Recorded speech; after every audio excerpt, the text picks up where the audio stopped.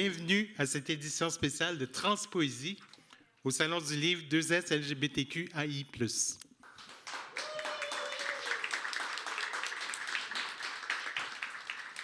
Alors, nous avons moins d'une heure devant nous, alors j'ai des invités en or. Je vous ferai donc pas languir plus longtemps pour vous présenter la première. Aujourd'hui, je me sens vraiment en famille. Je me suis fait un cadeau de Noël à l'avance en réunissant des poètes particulièrement chers à mon cœur. Je suis tombé en amour avec sa poésie sur les réseaux sociaux avant de connaître la femme qui est devenue une précieuse amie.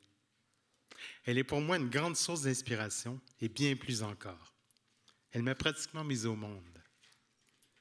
Elle doit publier son premier livre chez Triptyque en 2022, mais en ce qui me concerne, elle est déjà depuis longtemps une grande écrivaine. C'est avec énormément de plaisir que je vous présente ma sœur d'élection, Pascale Bérubé.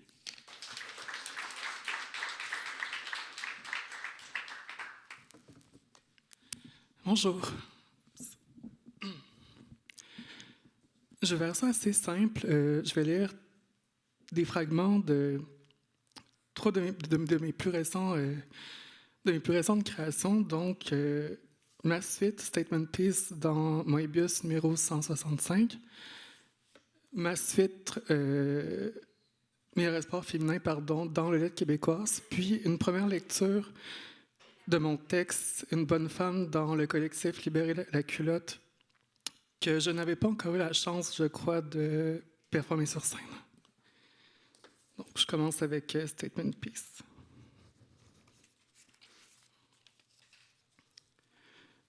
J'ai toujours voulu vivre une amitié parfaite avec une fille, une qui avale la lumière, la garderont dans ses os, un accident calculé, une en lune sans taxe, sans symbiose brillante, comme un couteau sous l'eau. Fille de soirée entre filles en grappe dure. Et attirante à penser nos paupières, à laper nos langues de mousse rose aux dégâts que les hommes ont laissés sur nos genoux, nus, des collants du samedi midi, quand la lumière habille nos gestes pour les déguiser en voix de femmes opaques qui peignent la pluie des murs.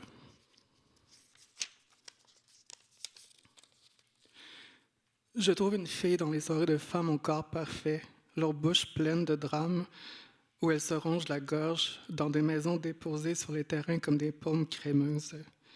Je l'avale, une amitié, qui forme une parfaite forme de haut. Nos reflets s'entremêlent dans le ventre des vitrines, forment une toute nouvelle femme, une entité, mince frisson, de terreur, le désir de ne plus jamais parler en mon nom. Entrer dans la mie, une mèche dans le cuir blanc du miroir se confondre. Les femmes des films font ça. La peau lisse de l'autre, une bulle, un micro-cri de femme dans le ravage de l'autre, une peau familière, parfaite symétrie, nous sommes des chaises.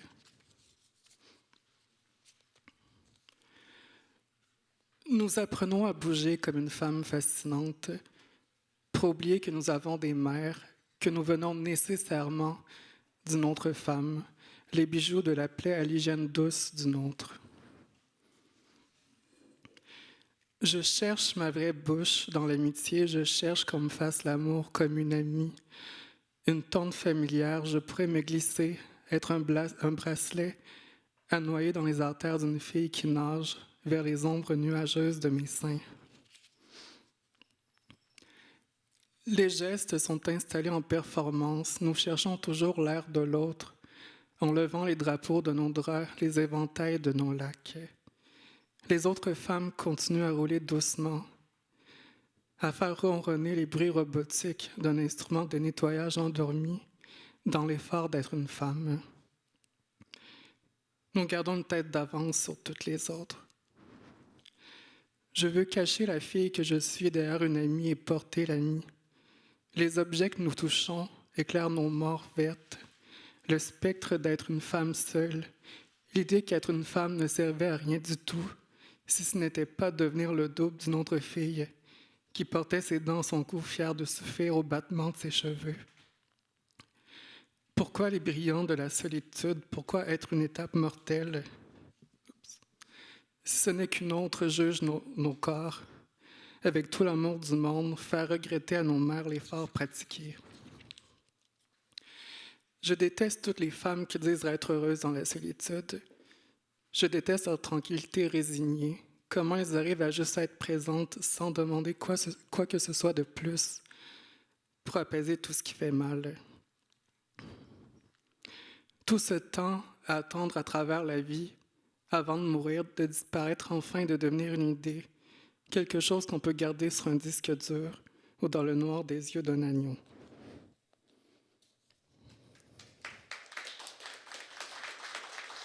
Merci. Je vais y aller avec mon texte dans Libérer la culotte, qui est, pour les gens qui ne savent pas, Libérer la culotte, c'est un collectif aux éditions du Remue-Ménage sur la sexualité des femmes, en fait les femmes et la sexualité. Puis ce qui est important pour moi, quand Geneviève puis Nathalie-Anne m'ont écrit pour participer au collectif, c'était de, comme autrice, mais comme femme trans, c'était d'arriver à quelque chose d'autre que l'idée qu'on peut attendre d'une femme trans qui écrit un texte sur la sexualité, de me mettre en scène comme une femme épanouie sexuellement parce que j'ai transitionné, puis j'ai préféré prendre un parti pris, puis parler de l'objectification, celle que les hommes ont fait, mais aussi celle que je me suis imposée à moi-même à travers comme la performance du féminin, puis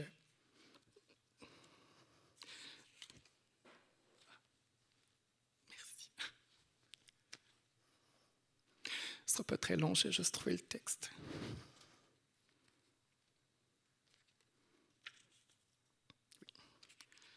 Page 53. Au commencement, il n'y avait que le ventre rond de ma mère et l'air qui ne me connaissait pas, ne me contenait pas. Je ne pensais pas encore, moi aussi, on peut me baiser. Je peux être un objet, être une excuse pour ne plus aimer l'autre femme.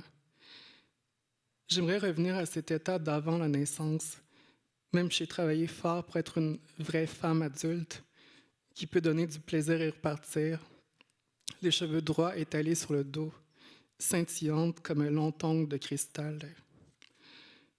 La première fois que j'embrasse un homme dans un bar, ce n'est pas parce qu'il m'intéresse, c'est parce que j'ai une validation de sa part. Je veux réussir à imprimer quelque chose dans le mouvement flou et étrange de la nuit. Je tiens à peu de paramètres. Je me construis avec les bouches et les mains qu'on m'offre. J'attends mon père sur le coin d'une rue, après une soirée où la vie ne semblait plus avoir aucun contrôle sur mon corps.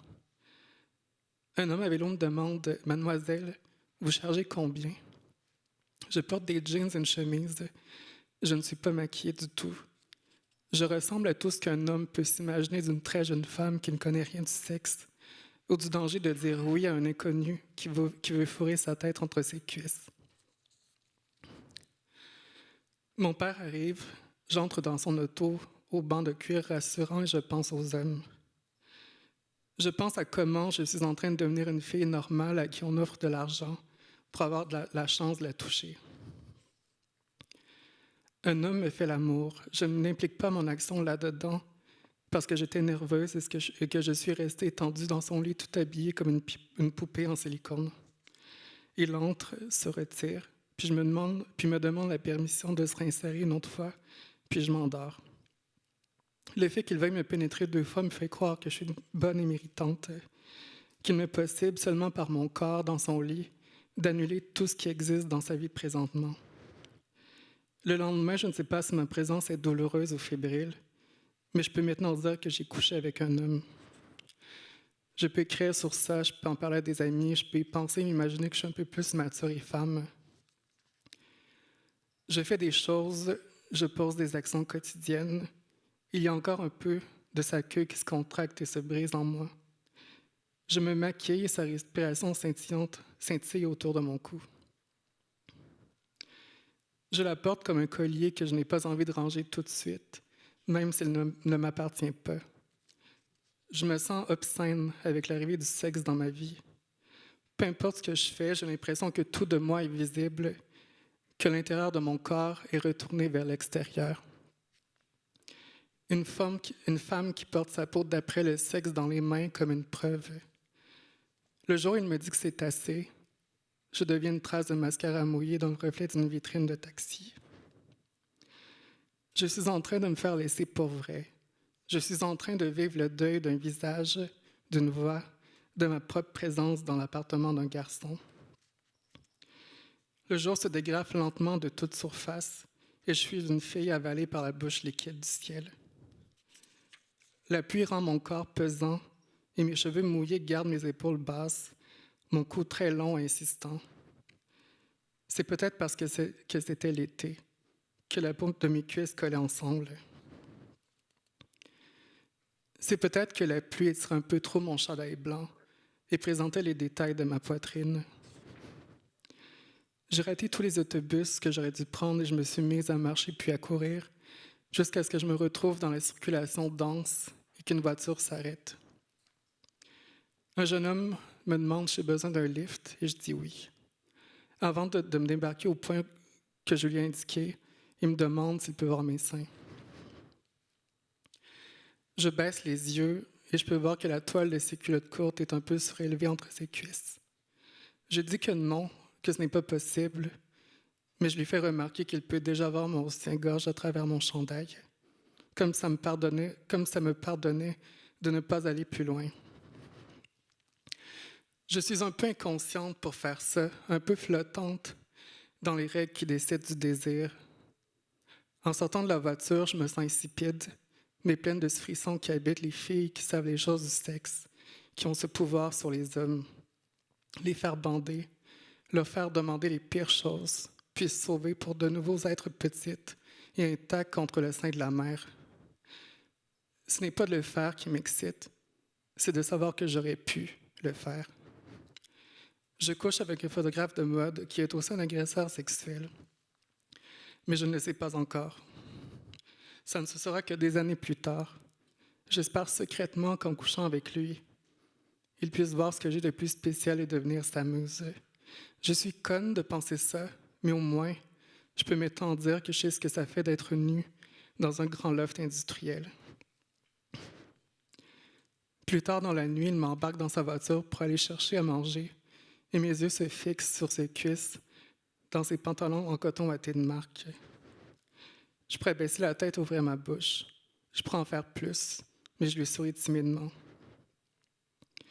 Le lendemain, il me demande de partir du loft parce qu'il attend un ami et je m'exécute. J'ai eu ce que je voulais, c'est ma faute s'il ne veut pas faire de moi sa muse. C'est ma faute s'il ne m'a jamais prise en photo par la suite. Je pense encore que le sexe est un acte qui permet de gravir un échelon ou d'atteindre un poste spécial, un état de féminité transgressif, et c'est ma faute ça aussi. Merci.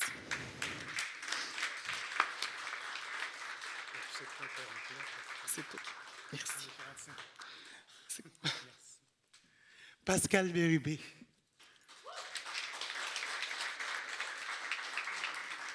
On est un petit peu pressé par le temps, alors c'est pour ça que je vais enchaîner rapidement. Un des plaisirs de participer à des soirées de poésie, c'est qu'on y fait des belles découvertes. Au mois d'août dernier, j'ai été invité à une soirée à Sherbrooke et j'ai fait la rencontre de Nicolas Giguère, dont la poésie m'a subjugué. J'ai craqué complètement quand il s'est mis à déclamer ses poèmes inspirés de l'univers de David Bowie, une de mes idoles de jeunesse. J'aurais dû une de mes idoles tout court, parce que je l'aime encore. Le recueil, qui est son 5e ouvrage publié, s'intitule « Freak Out in a Moon's Daydream ». Je l'adore. Il vient de paraître au Cartanier. Je tenais absolument à l'accueillir à mon micro aujourd'hui. C'est avec énormément de fierté et de joie que je vous présente Nicolas Giguère.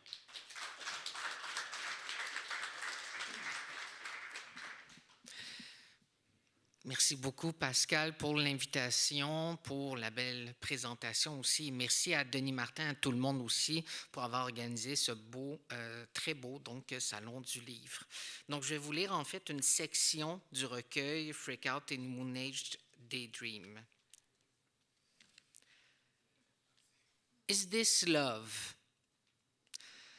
Quand les gens se regardent dans les yeux, comme Mick Jagger et David Bowie dans le clip de Dancing in the Street, c'est qu'ils cherchent leur bébé disparu et aussi qu'ils se demandent, en cas de dépression, comment continuer à vivre Avant de mourir, ils voudraient incarner l'attente interminable entre deux rendez-vous. Ils espèrent un jour connaître, ne serait-ce qu'une fois, l'amour, ou alors gagner le gros lot à la 649. So love, first love, what is love? Quand je t'embrasse, je me sens comme les collines dominées par la montagne.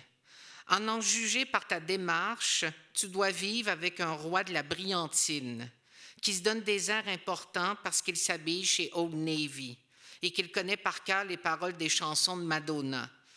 Je n'ai jamais voulu de ce triangle amoureux, choisi, c'est lui ou c'est moi, je ne suis pas une roue de secours. Strange love. Il n'y a que toi pour conduire ainsi un démon d'une station à l'autre. Nous n'avons jamais eu de plaisir et maintenant, nous vivons un moment magique dont la substance, avec nos conversations téléphoniques, deviendra un opéra. Les autres ne sont que plagiaires, au-dessus de qui nous devons nous élever.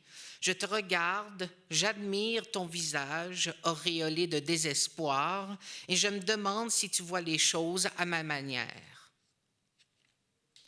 0. C'est si difficile d'être soi-même. Je ne fais rien à l'improviste. Je m'accroche aux cendres enfouies en moi. Je me penche vers l'arrière de la voiture. La radio joue Love is all we need, ou est-ce all you need is love? J'aime l'amour, je le chérirai jusqu'au jour où il mourra. Je le sais, je peux être un héros pour toujours. À toi pour toujours. Déchaînés, nous voyageons sur des routes, débouchant sur des ravins sans fond et délicieux. C'est officiel, envers et contre tout, nous sommes une main caressant un corps anonyme, une fissure dans le ciel, des phallus abandonnés. Nous vivrons du péché pendant 1000 ans. On retrouvera nos cadavres putréfiés sur le bas-côté visqueux du temps où l'amour avait encore un nom. Love Street. Hey bébé, ta nouvelle coupe de cheveux te va ravir. Je suis malade de toi. Je suis plus grand que toi, mais tu en as marre de moi. Nous traînons dans les rues à la recherche de l'idiotie qui permettra enfin notre fusion définitive. Nous nous réinventerons, nous renoncerons à ce que nous avons connu, nous réaliserons notre rêve le plus fou, nous irons en caravane camper au domaine de la fierté. In your eyes. Les empreintes digitales prouvent que tu ne pouvais réussir le test. J'étreigne mon blue jean, je tire sur ma pipe, tu me serres, dans tes bras, j'imagine. C'est froid entre tes yeux, nous aménageons les chambres comme des cellules, je ne veux pas te quitter. Dangerous Mind. La dernière fois que j'ai vu la lumière du jour, tu étais encore avec celui qui sait mettre des enfants au monde, celui qui étend sa merde sur les murs. J'aurais mieux fait de dormir seul et de traverser seul les heures fugaces du matin. Surtout, ne pas te laisser dire que je suis un ange. Tu m'as demandé mon amour, en échange, je t'ai offert mon esprit torturé et dangereux. Love in itself. Dans l'espace, rien ne laisse mon œil impassible. Tu es une beauté enfermée dans une cage aux barreaux brisés. Aujourd'hui, nous irons au bar où personne ne pourra nous trouver, où nous entendrons Barry Manilow, Dean Martin, Barbra Streisand, où nous enfilerons nos chaussures rouges et danserons le blues. Ce que je possède, c'est mon corps tordu, mon amour de l'amour et l'amour de ne pas aimer. The most beautiful man in the world. Là-haut, il réduit en pièces les cadeaux que je n'ai pu lui offrir.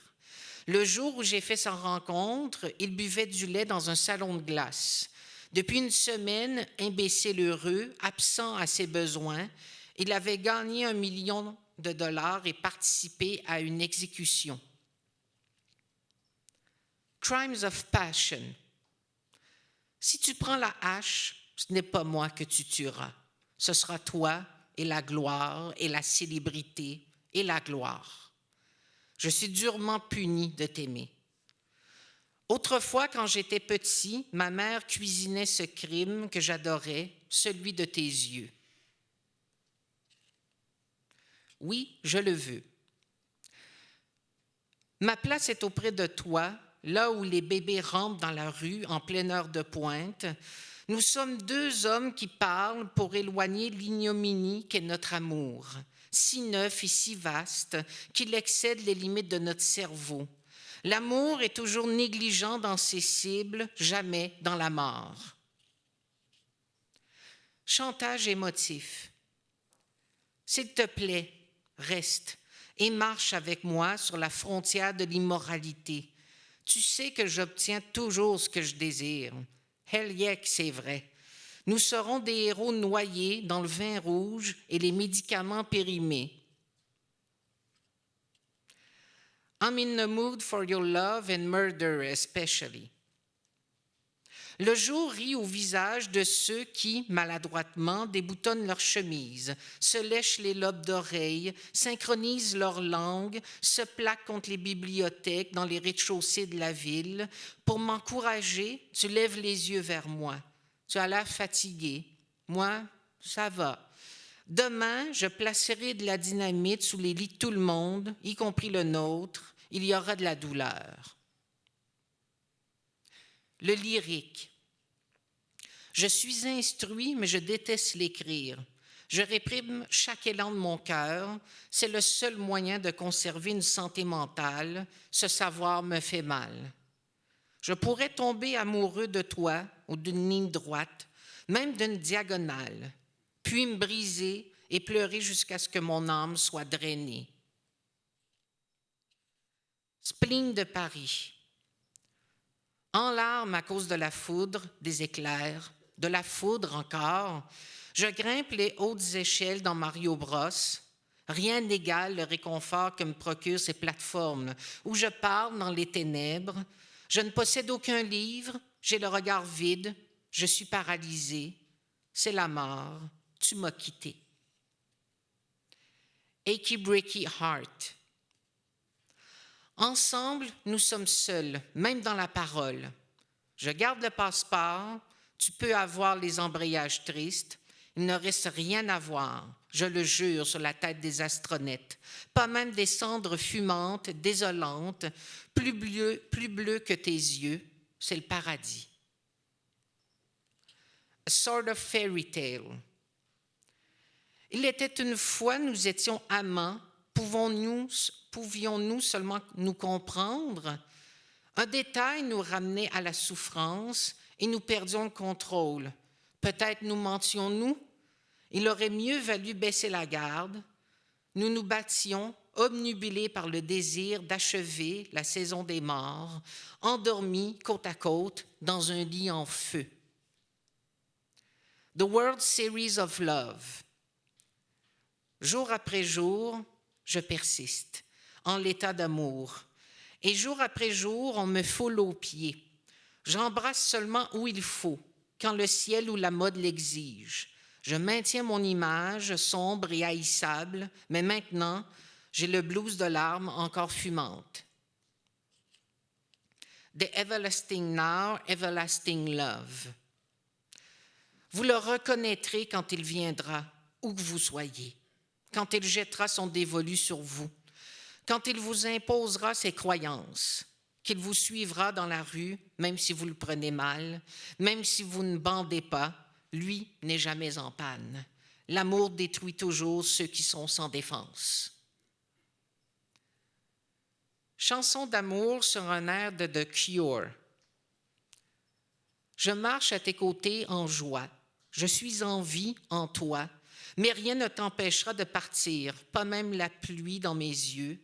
Ce livre solide, nous l'avons écrit à deux. Je tousse, je secoue mes ailes froissées. Que dire de plus? Il faut ralentir, il faut laisser quelqu'un nous aimer. Merci beaucoup.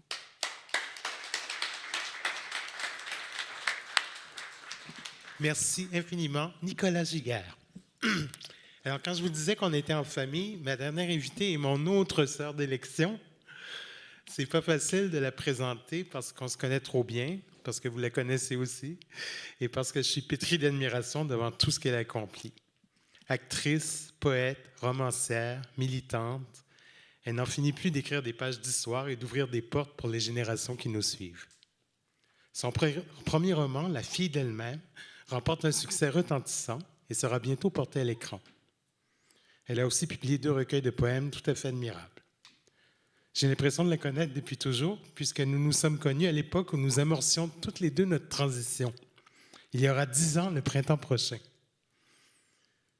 C'est donc avec une joie immense que je vous présente Gabrielle Bouliane-Tremblay.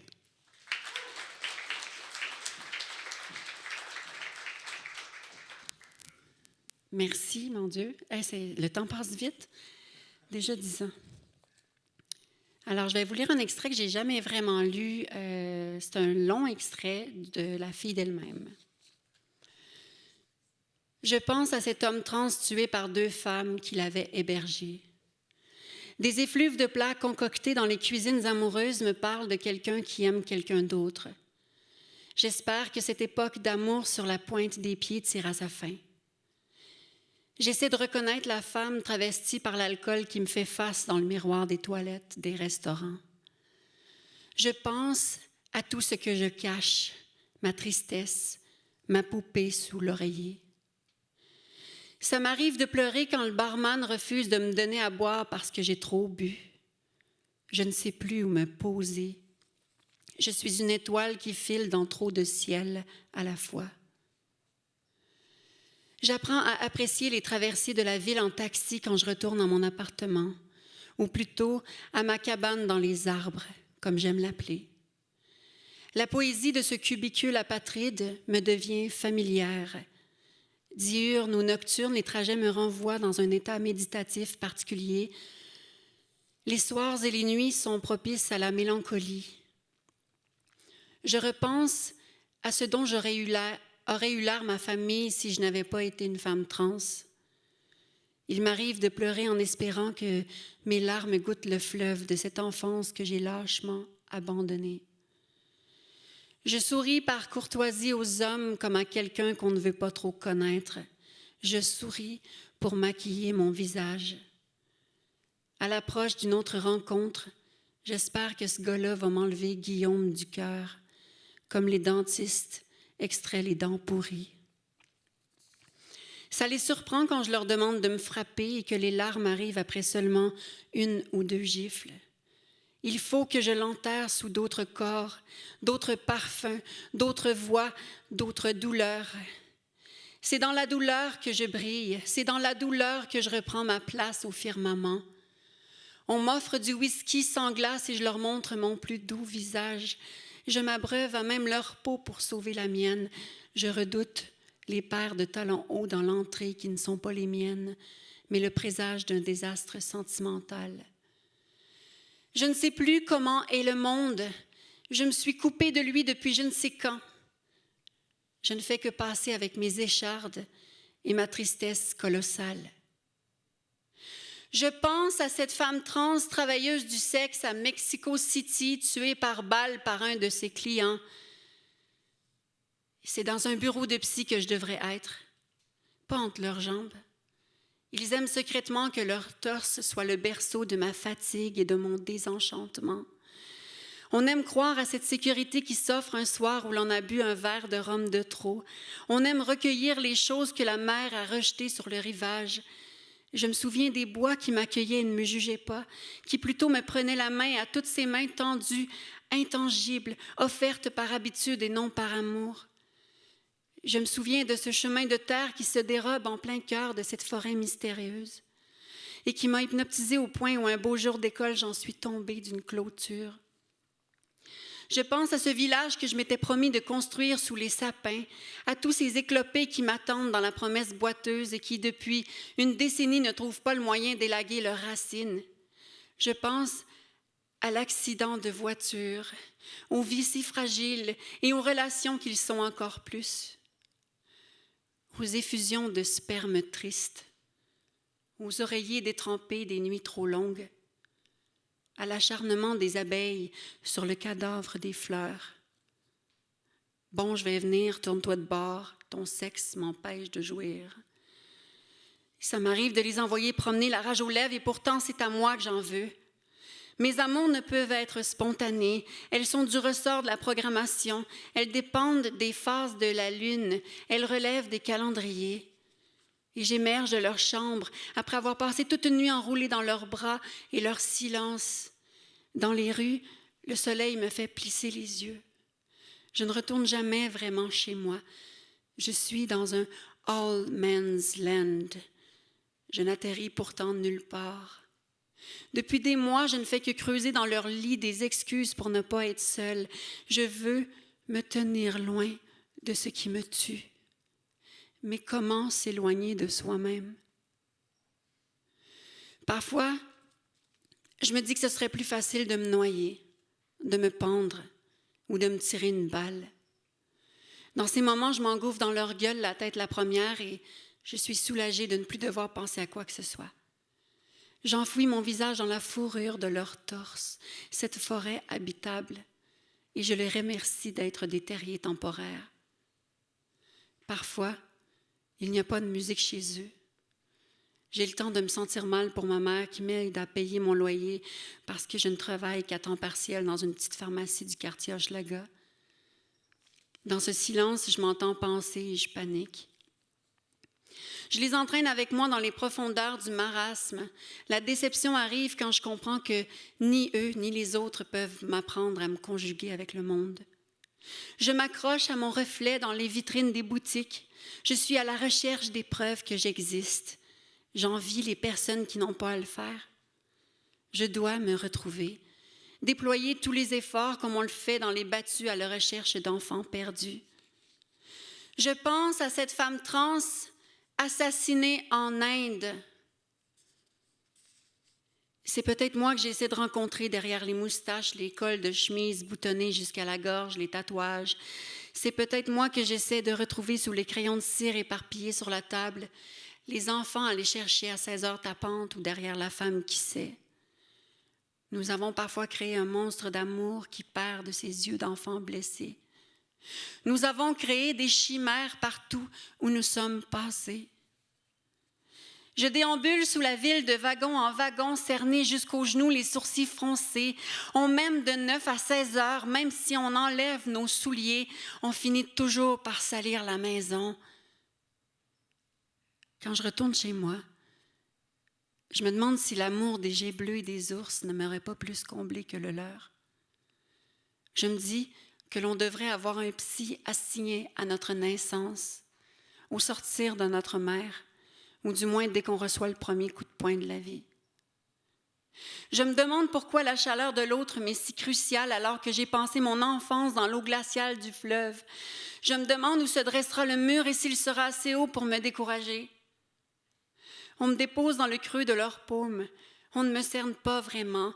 On sait seulement que je suis fragile. On me pousse dans un taxi, ramenez-la bien chez elle, et on prie secrètement pour que je ne souille pas l'intérieur de la voiture. Je veux être encore avec vous, à pleurer cette tristesse sans nom qui nous renvoie à l'anonymat vain de notre désir. Anonymes nous sommes pour ne pas trop nous attacher, pour ne pas trop prendre goût. Il doit bien y avoir quelqu'un derrière les masques.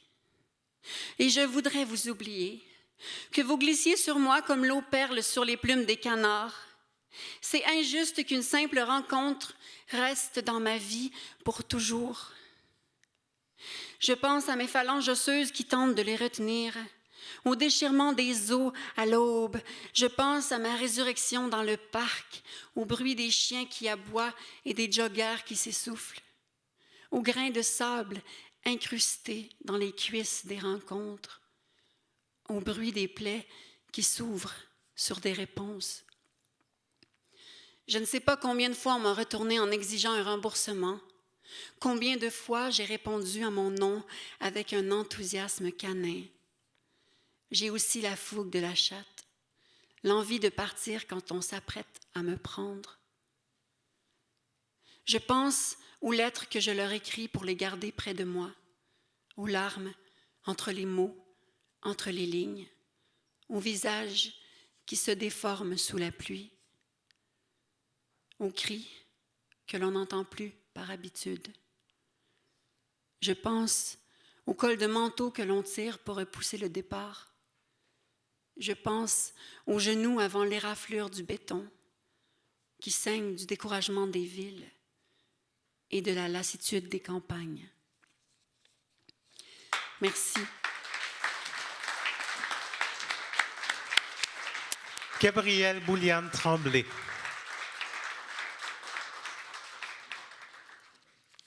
Alors, il nous reste peu de temps. Je vais quand même vous lire un ou deux de mes poèmes. Puisqu'on est dans un salon du livre, je me dis que c'est une belle occasion de revisiter des textes que je n'ai pas dit depuis longtemps.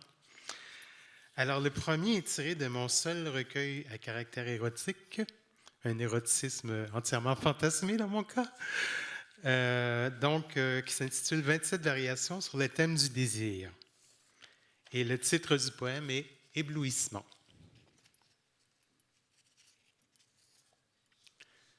Parcourir tes courbes et tes replis, effleurer toutes tes lèvres de mes lèvres, naître et mourir femme entre tes bras et tes jambes de femme.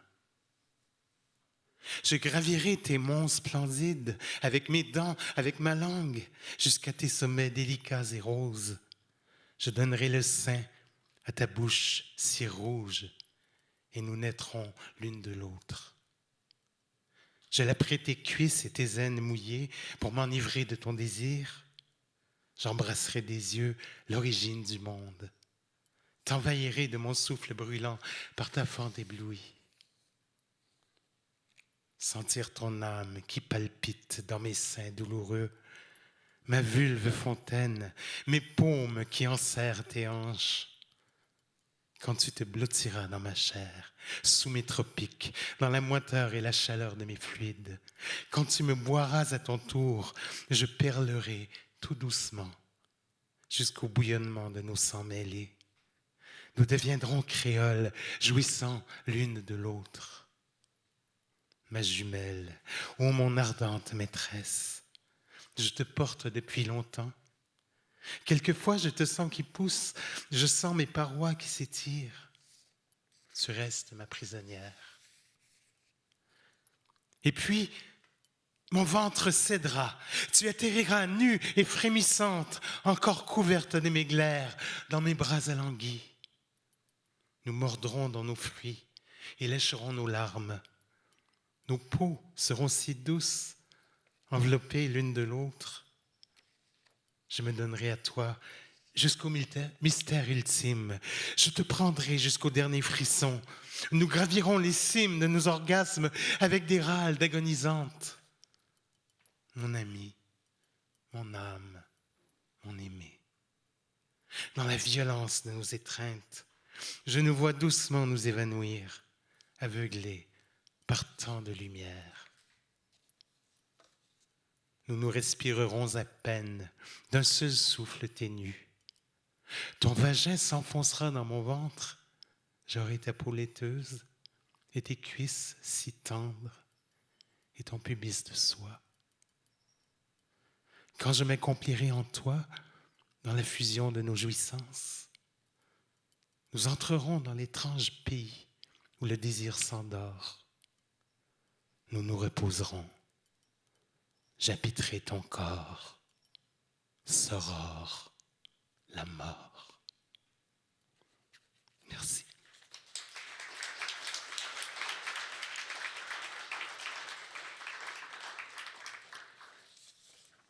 Un court extrait de ma suite poétique. La suite n'est pas aussi intense, je vous rassure tout de suite. Un court extrait de ma suite poétique, Les Anges déchus, tiré de mon plus récent recueil, Une cathédrale de chair. Certains jours, la nuit tombe en plein jour. Tu déambules dans ton quartier sans rien regarder. où tu fais du ménage, où tu ne fais rien. L'instant d'avant, tu tutoyais le ciel, une bourrasque te plie. Cette mort qui te mord sans remords, quelquefois tu es lasse de la fuir. Tu te retournes en suppliant qu'elle t'avale. Ton existence n'a plus d'essence, tu ne voudrais que dormir. Des fois, tu ne sais plus qui t'aime et qui se croit obligé de t'aimer. Tu songes à tous ces êtres qui te sont chers. Tu te sens comme un boulet à leurs pieds. Les jours traîtres, les jours chiens. Ta vue s'embrouille, tu n'as plus faim.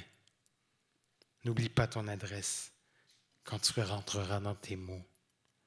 Ne te trompe pas de porte. Ne renonce pas avant la fin.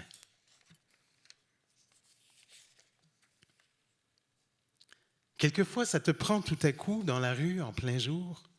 Ta peau se craquelle, ton horloge s'arrête. Les passants se figent, te voilà dans leur mire, et le vent te disperse.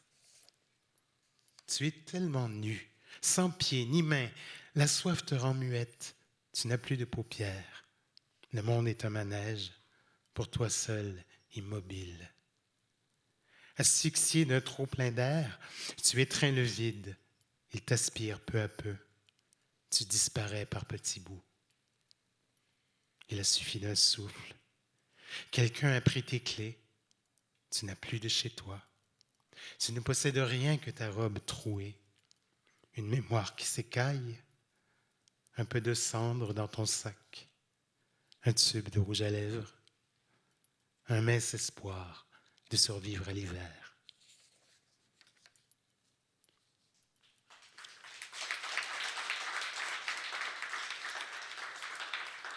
Alors, je crois qu'on n'a plus de temps.